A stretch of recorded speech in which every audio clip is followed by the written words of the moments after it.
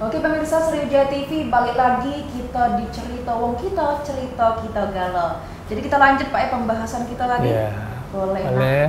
Tadi tapi sebelum kita jauh-jauh ngomongin perpustakaan nih, Kak Sadia udah pernah belum nih main-main ke perpustakaan daerah kita? Oke, kalau ke perpustakaan daerah, tepatnya di Jalan Demang nih Pak. Oke, itu sudah sering sebenarnya, tapi kalau akhir-akhir ini memang tidak Pak, karena memang banyak aktivitas di kampus gitu. Tapi kalau misalnya membaca di perpustakaan di kampus, ada menyempatkan waktu untuk sering lah ya, karena dekat juga ya. Kalau Kak Karima gimana? Kalau aku pernah. Dulu organisasi aku juga pernah kolaborasi Pak dengan Dinas Perpustakaan Provinsi Sumatera Selatan. Jadi biasa. Memang kalau kemarin itu ada seminar jurnalistik. Nah kaitannya juga tuh dengan perpustakaan, literasi juga. Nah tapi kita balik lagi nih ya Pak. Ngomong-ngomong soal jargon. Betul. Nah, apa Pak jargon utama dari perpustakaan saat ini? Kalau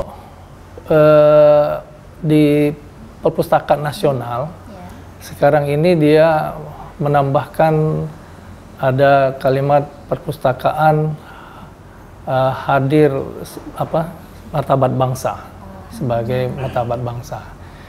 Ada juga untuk literasi, namanya literasi untuk kesejahteraan masyarakat. Nah, kami di perpustakaan daerah provinsi juga sudah membuat branding juga. Namanya Pembaca Berkibar. Pembaca Berkibar ini peningkatan kegemaran membaca. Berkibarnya adalah itu tadi harus berkolaborasi, selalu melakukan inovasi, kemudian harus roadshow harus menyebarkan informasi-informasi yang berkaitan dengan literasi ini kepada masyarakat.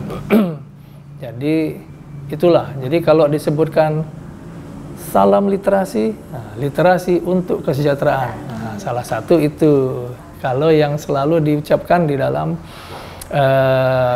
sambutan ataupun dalam kegiatan-kegiatan penyemangat dalam kegiatan literasi. Oke, banyak sekali ternyata Pak jargon-jargonnya. Tapi memang literasi untuk kesejahteraan itu mengartikan keseluruhan ya Pak.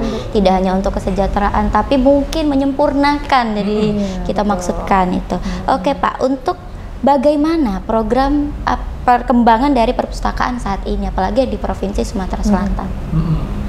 Ya, memang perkembangan perpustakaan ini diharapkan ya karena sudah berkaitan dengan perkembangan teknologi. Ya, jadi kita diharapkan mampu untuk menjangkau ke seluruh lapisan masyarakat. Jadi mengembangkan inovasi tadi, berkolaborasi dengan berbagai lapisan masyarakat, komunitas-komunitas maupun pegiat-pegiat literasi.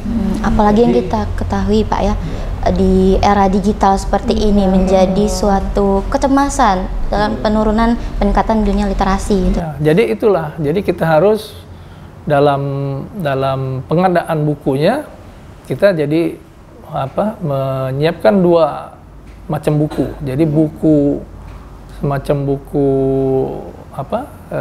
cetak dan juga e-book. Nah, jadi itu untuk kita menjangkau seluruh lapisan masyarakat.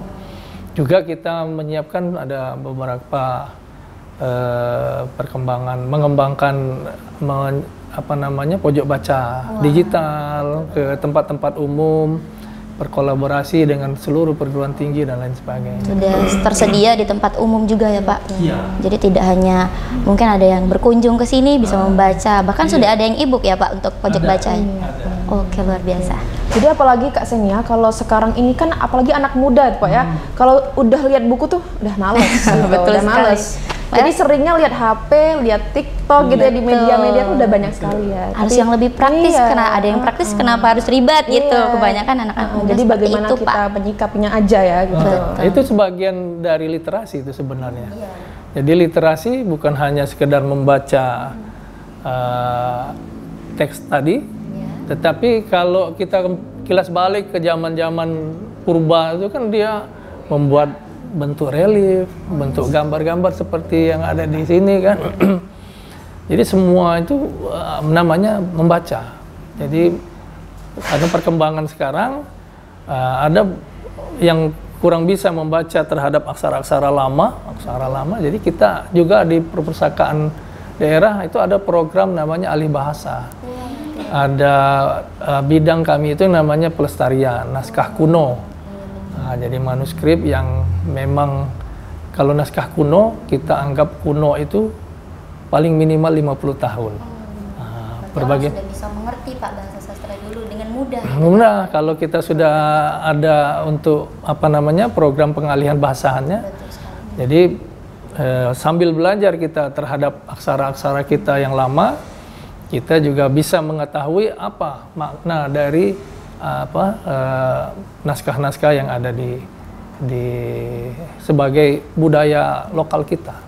Itu berarti salah satu pelayanan dari perpustakaan. Betul. Ya, Pak? Nah, mungkin ada lagi Pak pelayanan seperti itu di dinas perpustakaan? Iya, jadi kita ada layanan keliling, mobil-mobil keliling. Jadi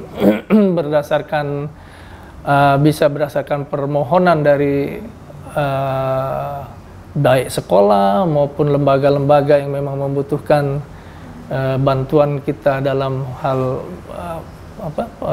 pemenuhan buku terhadap kegiatan mereka. Jadi kita bisa berkolaborasi dengan mendatangkan mobil keliling dengan buku-buku yang kita sesuaikan dengan kebutuhan di lapangan.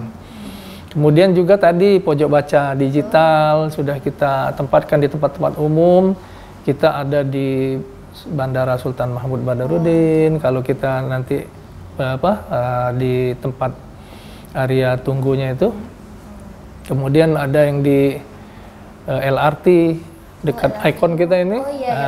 Itu ada di di atas. Kemudian juga ada di Monpera. Ada juga kita agak ke Sungai Ijuk di daerah Gandus kalau salah itu. Kemudian juga sudah ada yang di Polda kerjasama dengan Polda. Kemudian ada di imigrasi kelas 1 di Jakabaring. Itulah kegiatan pelayanan-pelayanan kita dalam rangka kita mendekatkan perpustakaan ini, literasi ini kepada masyarakat. Oke, sedikit menarik nih Pak tentang perpustakaan keliling. Itu targetnya kemana nih Pak? Itu tadi, kemana saja yang diinginkan oleh permohon. Nah, kalaupun tidak ada, kita mencari di areal Palembang ini yang yang ada keramaian-keramaian, misalnya kan kadang di Kambang Iwa. Iya, betul. Kemudian kadang-kadang di Monpera itu, kemudian juga pokoknya di mana yang biasa tempat masyarakat banyak yang berkumpul, membutuhkan bacaan-bacaan untuk santai gitu kan. Jadi semua lapisan masyarakat Pak, tua, muda bisa itu mengakses. Iya, betul. Kami siap bantu pada seluruh yang membutuhkan untuk berkoordinasi, berkolaborasi dengan perpustakaan, terutama ke mobil keliling, pelayanan keliling namanya itu. Jadi nggak ada alasan lagi ya untuk nggak membaca, iya, gitu ya. Betul. Karena sudah dipermudah ini. Iya, udah dipermudah sekali, apalagi di zaman sekarang ya. Semua udah mudah, serba canggih, serba bisa lah pokoknya. Baik secara praktis maupun secara langsung sudah dipermudah semua. Iya. Nah Pak, kalau bicara tentang kolaborasi, itu apa Pak komunitas yang sering aktif itu di perpustakaan? Kita ada beberapa memang yang selalu bersama-sama kita dalam menggiatkan literasi di Sumatera Selatan ini. Kemarin kami ada berkoordinasi lah dengan ini agak besar ini, Nyalanesia. Dia sudah lingkupnya nasional memang kan. Kita kepingin mereka berkegiatan di kita untuk mengembangkan literasi-literasi yang ada di kita. Nanti mereka akan membuatkan berbagai macam kegiatan, semacam bagaimana cara menulis baik, kemudian bagaimana membaca cepat ataupun membaca nyaring, bercerita, mendongeng, dan lain sebagainya yang baik sehingga mudah dimengerti oleh orang lain. Oke, itu untuk targetnya Pak siapa aja atau ada dari kalangan usia atau gimana? Kalau dari misalnya kita mau berkelanjutan, ya harusnya dari kecil ya. Dari anak-anak kita melihat memupuk hobi atau kegemaran mereka dalam satu ini. Iya. Kemudian kita kan kalau ada beberapa kegiatan juga dengan para pendongeng, anak-anak pendongeng ataupun pendongeng cilik itu dengan rumah dongeng. Oh, itu sudah ada juga. Sudah ada kita. Iya. Jadi kalau ada kunjungan ke, ya jadi layanan-layanan kami itu termasuk ada layanan perpustakaan anak, ada layanan itu tadi semacam wisata literasi. Nah, salah satunya itu nanti ada namanya audiovisual, kita tempat untuk nanti di sana kita lihat anak-anak ini usia dari berapa, nanti kita datangkan pendongeng yang nanti bercerita juga dengan jadi programnya itu udah banyak sekali perpustakaan di Provinsi Sumatera Selatan ya Pak. Wah, pemirsa, itu sudah cukup menarik sekali. Namun kali ini kita tidak akan membahas tentang itu saja, tentunya tentang tantangan dan isu-isu yang ada di Dinas Perpustakaan Provinsi Sumatera Selatan. Jangan kemana-mana, tetap di Cerita Wong Kito, Cerita Kita Galau.